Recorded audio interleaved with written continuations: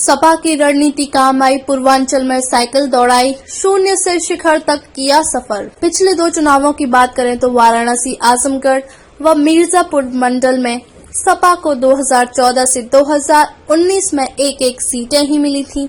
पिछले चुनाव में जीती आजमगढ़ सीट भी उपचुनाव में भाजपा के खाते में था। इस बार रणनीति का ही हिस्सा कह सकते हैं कि सपा ने इंडिया गठबंधन में 12 में से सिर्फ भदोही सीट तृणमूल और वाराणसी कांग्रेस के लिए छोड़ शेष 10 अपने पास रखी।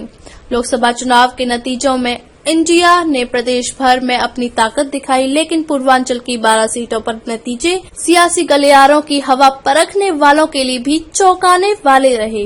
राजनीति की नब्ज पर नजर रखने वालों के आकलनों को फेल करते हुए समाजवादी पार्टी ने कुछ इस तरह साइकिल दौड़ाई कि अपने खाते में आई 10 में 9 सीटों पर समाजवादी झंडा लहराकर शून्य से शिखर तक का सफर तय कर लिया।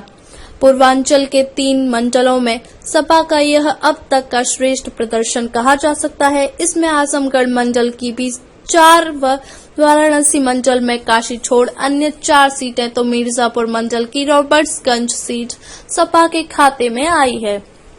पिछले 2 चुनावों की बात करें तो वाराणसी, आजमगढ़ व मिर्जापुर मंडल में सपा को 2014 व 2019 में एक सीट ही मिली थी। पिछले चुनाव में जीती आजमगढ़ सीट भी उपचुनाव में भाजपा के खाते में जाने से सपा का हाथ खाली था। इस बार रणनीति का ही हिस्सा कह सकते हैं कि सपा ने इस बार इंडिया गठबंधन में 12 में से सिर्फ भदोही सीट तृणमूल और वाराणसी कांग्रेस के लिए छोड़ शेष 10 अपने पास रखी। प्रत्याशी चयन में सर्व समाज पर नजर रखते हुए समीकरणों का ध्यान रखा।